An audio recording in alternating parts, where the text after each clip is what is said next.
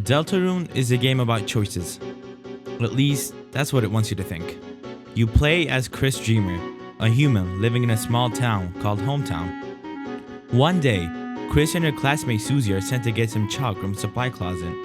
Except when they enter the closet, they fall into another world. A dark world. There, they meet Ralsei, a mysterious darkener who tells them about a prophecy.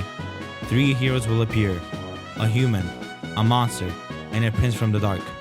Together, they're supposed to seal the dark fountains and prevent something called the Roaring, a catastrophic event that could destroy the balance between the light and dark worlds. And that's basically the premise of Deltarune. Except, there's a problem. You aren't actually Chris. At the beginning of the game, you're asked to create a vessel. You customize its body, you give it a personality, you name it, and then, just as you're about to use it, the game throws the entire thing away. You're told, no one can choose who they are in this world. And instead, you're placed inside Chris. From that point onward, you control them through a red soul. And eventually, we discover something incredibly important. Chris doesn't always want you there. At the end of chapter 1, Chris wakes up in the middle of the night, removes the soul from their body, throws it in a birdcage, and then pulls out a knife. The message is pretty clear. Chris and the player aren't the same person. There are 2 wills occupying the same body, and that's where things start getting really weird.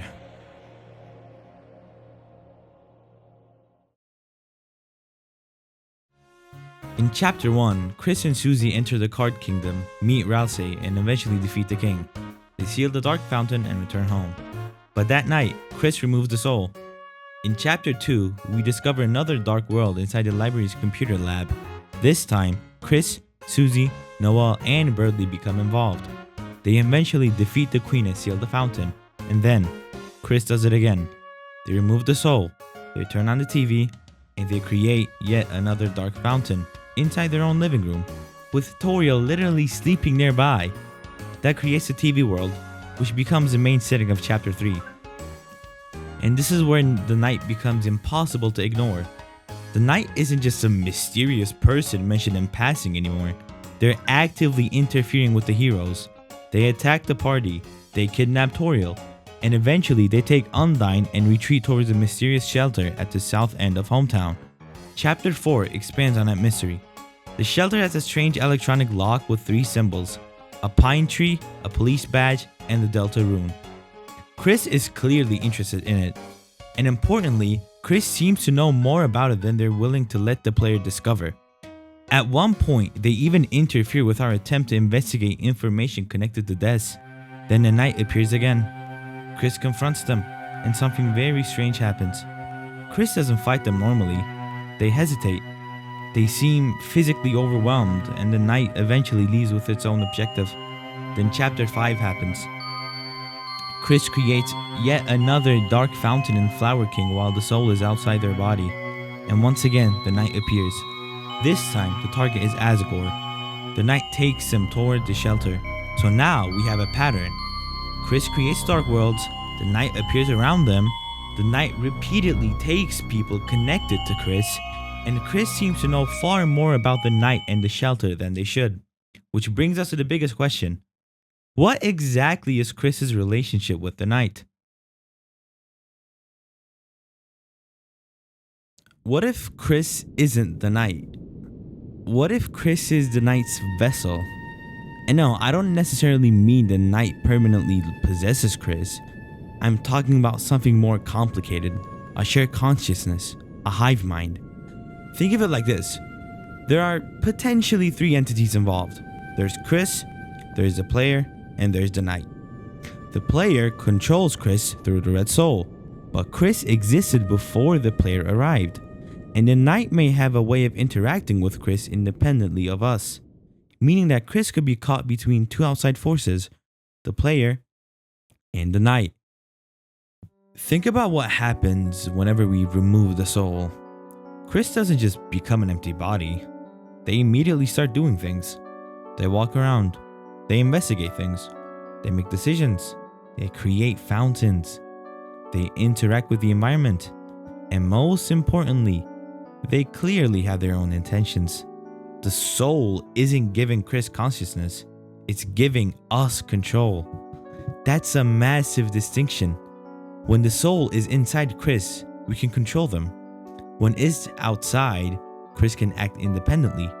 But here's the question. What happens if Chris is being influenced by something else while the soul is inside them? Because there are moments where Chris seems to know things that the player doesn't. They know about the shelter.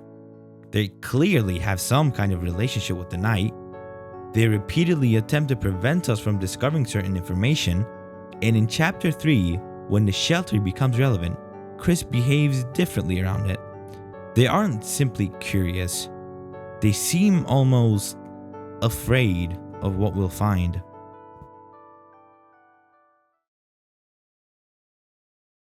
This is where I think the theory becomes especially interesting.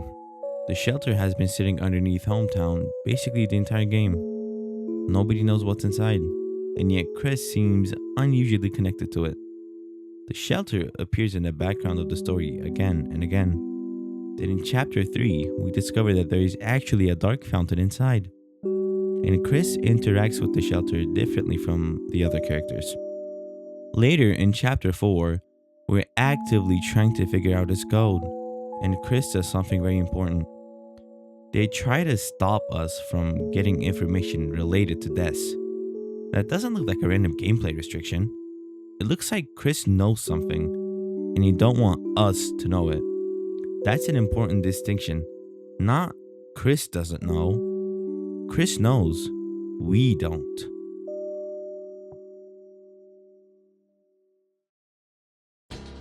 This is probably the biggest weakness in the theory. Because if Chris and the knight are cooperating, why would Chris allow the knight to threaten their loved ones? Why would Toriel be taken? Why would Asgore be taken? Why would Undyne be taken? I'm not implying that Undyne is a loved one, but... And why would Chris create the dark worlds that allow all of this to happen?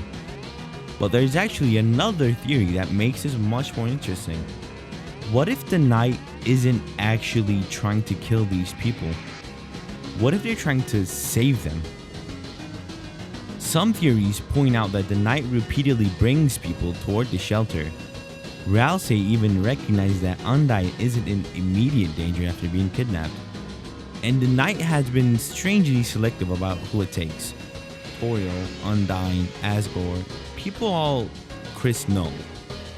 People who might matter during the coming disaster. So maybe the knight's plan isn't destroy Hometown. Maybe it's get everyone important into the shelter before the roaring happens. That would completely change how we interpret Chris's actions. Maybe Chris isn't trying to hurt their family or their loved ones. Maybe Chris is trying to get them somewhere safe. And if that's true, Chris working with the knight suddenly makes a lot more sense. This is where the Hivemind idea becomes useful, because Chris doesn't necessarily have to agree with everything the knight does. Imagine Chris and the knight share some kind of connection. Maybe the knight can influence Chris. Maybe Chris can influence the knight. Maybe they can temporarily take control of one another. Or maybe Chris is acting as a physical vessel for the knight when the soul is removed. But the important part is, they aren't necessarily the same person. Think about a hive mind. A hive mind doesn't mean every individual part has identical thoughts. Individual organisms can have their own behavior while still being connected to a larger intelligence. And that could explain Chris. Chris could still love Susie. They could still care about Toriel. They could still be afraid. They could still resist. But at the same time, there could be another presence connected to them. Something that can take control when the soul is removed. Something with its own objective. Something that knows Chris shouldn't know. Something that may even be able to pull Chris away from the player. And then there's the weird route. This is probably the strongest evidence that Chris isn't simply a puppet.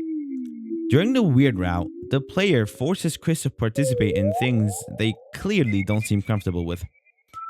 When Noel even notices that something about Chris's voice is wrong, and the entire route becomes a battle between what we want Chris to do and what Chris seems to want. That's important because it establishes something about Deltarune's world. the player's control isn't absolute. Chris can resist. Chris can act without us. And Chris can remove the soul. So what if the knight can do something similar? What if Chris has spent the entire game caught between two controllers, the player and the knight? Here's how I think the relationship works. The player enters Deltarune expecting to control a character. Instead, we're placed inside Chris. The soul acts as our interface. So from our perspective, Chris is the vessel. But Chris already has a mind, and possibly the knight has access to that same vessel. That gives us this. Player is connected to the soul is connected to Chris, and the knight is also connected to Chris. The player tries to control Chris from one direction. The knight can influence Chris from another, and Chris is stuck in the middle. Sometimes the player wins, sometimes Chris wins, and maybe sometimes the knight wins.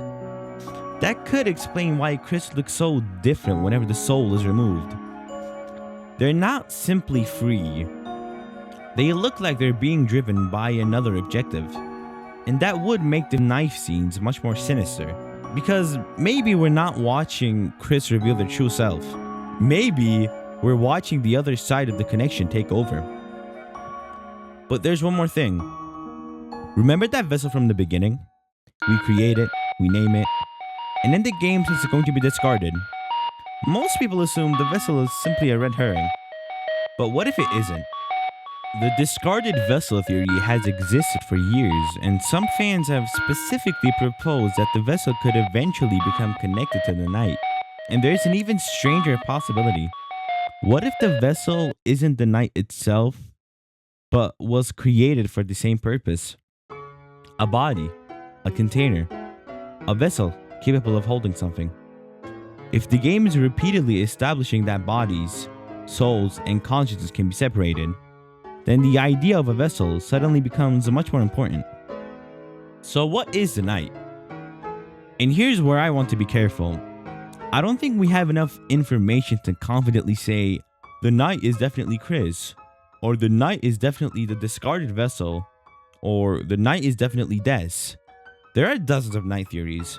Des is one, the discarded vessel is another, Chris themselves is another. There are even theories involving characters like Azrael or other entities connected to Hometown. The important thing is that the identity of the knight might actually be less important than its relationship with Chris. Because even if we eventually discover the knight isn't Chris, we still have to explain why Chris and the knight seem so synchronized, why Chris knows things, why Chris repeatedly creates fountains, why the knight keeps appearing around those fountains, why the shelter is so important, and why Chris seems so desperate to keep certain information away from the player. So here's my actual theory. Chris simply isn't the knight. Chris isn't simply the player's puppet. And the knight isn't necessarily controlling Chris all the time. Instead, Chris, the player, and the knight are three separate forces competing over the same story. The player wants to make choices. Chris wants something of their own, and the knight has its own plan for the coming disaster. Sometimes those goals overlap, sometimes they don't. And whenever the soul leaves Chris's body, the balance changes. That's why Chris can suddenly act independently. That's why they can create fountains. That's why they can interfere with us. And potentially, that's when the knight can reach them. It's less like Chris is the knight and more like the knight can use Chris. Chris becomes a vessel, a node, a connection point. And that would explain why the knight and Chris can behave like two separate people while still appearing to work together. They're not necessarily one person. They're connected. And that's the Hivemind. Think back to the beginning. We created a vessel. It was discarded. Then we were placed inside another vessel, Chris. And ever since then, we've been trying to control them. But maybe Chris was never alone. Maybe there's another consciousness connected to them. Something that can take over when the soul is removed. Something that knows what Chris knows. something that can act through Chris. And maybe that's why the game keeps showing us the same thing over and over. Chris removing the soul. Because every time that happens, we lose control. And something else gets the opportunity to take over. So maybe the biggest conflict in Deltarune isn't just light versus dark. It isn't even Chris versus the player. It might be a three-way struggle for control over a single body. The player, Chris, and the knight. And if that's true, then the question isn't who is the knight. The real question is how many people are actually inside Chris. And I have a feeling we're going to find out eventually.